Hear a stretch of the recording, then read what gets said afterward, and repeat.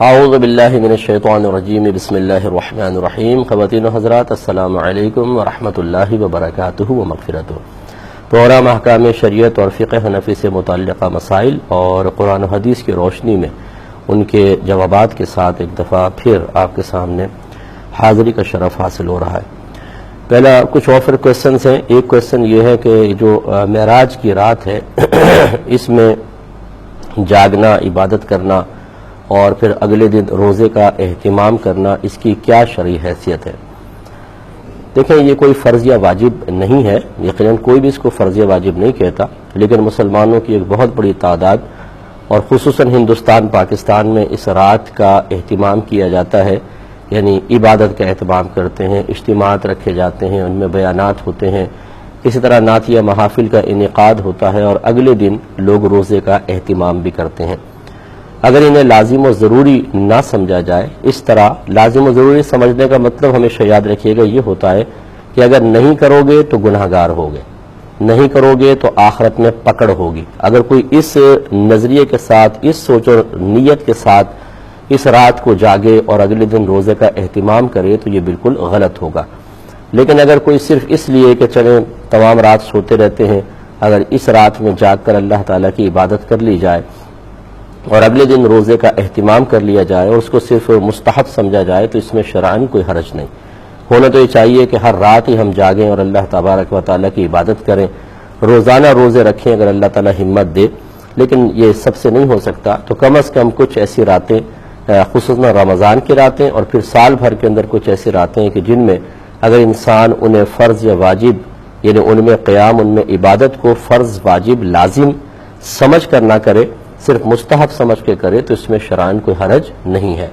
بعض لوگ کہتے ہیں اس رات میں جاگنے کی کوئی فضیلت بیان کریں، اگلے دن روزہ رکھنے کی کوئی فضیلت،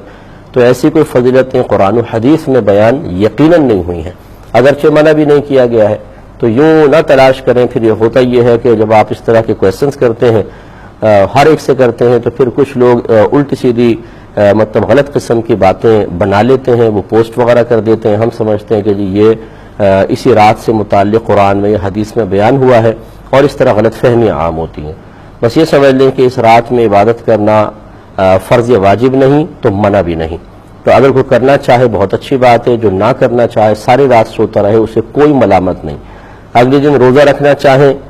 تو نفل روزہ اللہ تعالیٰ کو بڑا محبوب ہے۔ میرے آقا صلی اللہ علیہ وسلم نے ارشاد فرمایا جو اللہ تعالیٰ کی رضا کی خاطر ایک روزہ رکھے تو وہ جہنم سے اتنا دور کر دیا جاتا ہے جیسے کہ ایک کوے کا بچہ ہو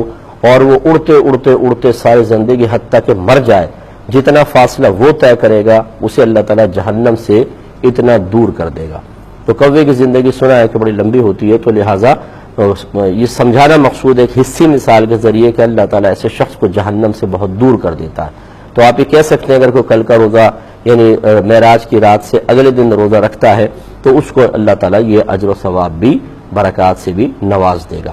جی وعلیکم السلام۔ میرے چند سوالات ہیں۔ پہلا سوال یہ ہے کہ معراج کی رات آقا کریم علیہ السلام نے اللہ کی اپنی سر کی آنکھوں سے اللہ کا دیدار کیا، بعض لوگ اس کا انکار کر دیتے ہیں، اس کا انکار کرنا کیسے، اس حوالے سے رہنمائی فرمائیے گا۔ کہا کہ بعض لوگ معراج میں جو نبی کریم صلی اللہ علیہ وسلم نے اپنی چشمان ظاہری سے اللہ تبارک و تعالیٰ کا دیدار کیا اس کا انکار کرتے ہیں، اس کا انکار کرنا کیسا؟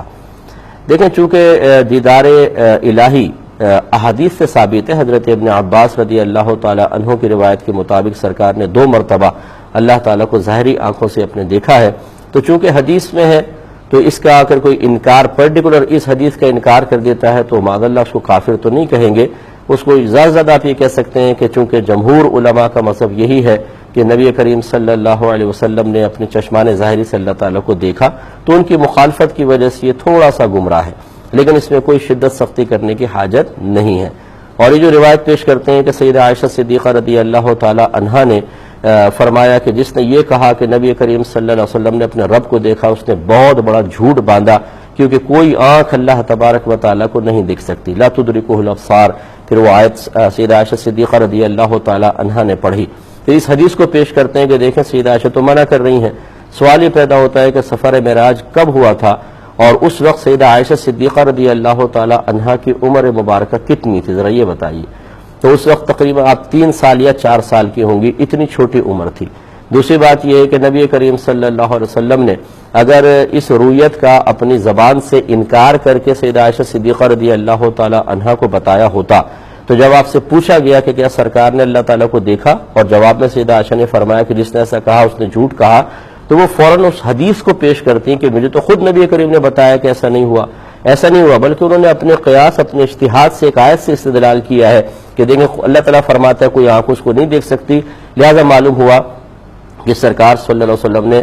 دیدار نہیں کیا ہے۔ یہ ہے آپ کا اپنا اجتہاد، اپنا قیاس۔ جبکہ ابن عباس رضی اللہ تعالی عنہما جو حدیث بیان کر رہے ہیں وہ نبی کریم صلی اللہ علیہ وسلم سے سن کر اور آپ کی طرف منسوب کر کے بیان کر رہے ہیں۔ تو جب ایک طرف ایک صحابی کا قیاس اور اجتہاد اور ایک طرف حدیث ہو تو حدیث کو فوقیت ہوتی ہے۔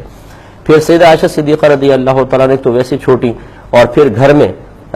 خاتون تھیں، گھر میں تھیں، اور صحابہ کرام علیہم رضوان باہر تھے، اور نبی کریم صلی اللہ علیہ وسلم نے معراج کی جتنی بھی احادیث آپ دیکھ لیں وہ صحابہ کرام کے سامنے، لوگوں کے سامنے بیان فرمائی۔ گھر سے حدیث کو ثابت نہیں ہے، یعنی اس طرح تفصیل سے کہ کوئی سرکار نے گھر میں جا کے بیان کیا اور وہاں سے وہ حدیث باہر آئی ہو۔ چنانچہ معلوم ہوا کہ سیدہ عائشہ صدیقہ رضی اللہ تعالی عنہا کے سامنے وہ حدیث نہیں بیان ہوئی ہے، آپ اپنے قیاس سے کہہ رہی ہیں، جبکہ ہمارا عمومی قیاس یہ کہتا ہے کہ جب صحابہ کرام کے سامنے بیان کی تو چونکہ وہ انہوں نے سنا اور صحابہ کے مابین، مردوں کے مابین ہی سرکار نے کلام فرمایا تو ان کی گواہی زیادہ معتبر ہوگی۔ پھر اگر آپ تھوڑا سا نظر عمیق سے دیکھیں تو ان دونوں اقوال میں، دونوں چیزوں میں کوئی تفاوت نہیں، کوئی ٹکراؤ نہیں، کوئی اختلاف نہیں، کوئی تنافی نہیں ہے۔ وہ اس طریقے سے کہ ادراک جو ہے، ادراک اس کا مطلب ہوتا ہے احاطہ۔ جو یہ آیت کہہ رہی ہے کہ لا تدرکہ الابصار، کہ اللہ تعالیٰ کو کوئی آنکھ نہیں دیکھ سکتی، آپ ترجمہ اس طرح کر سکتے ہیں، لیکن جب آپ ٹیکنیکلی طور پہ دیکھیں گے تو لا تدرکہ کا مطلب یہ ہوگا کہ کوئی آنکھ اللہ تبارک و تعالیٰ کی ذات کا احاطہ نہیں کر سکتی،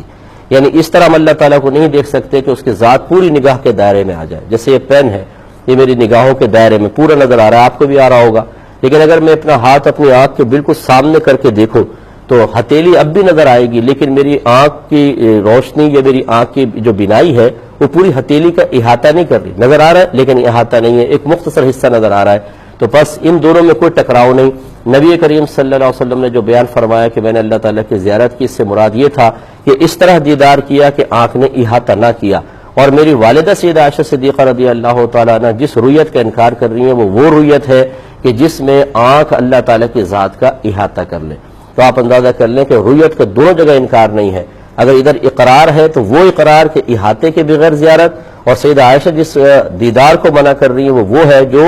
احاطے کے ساتھ ہو، تو لہذا تفاوت کوئی بھی نہیں ہے، دونوں میں تطبیق ممکن ہے۔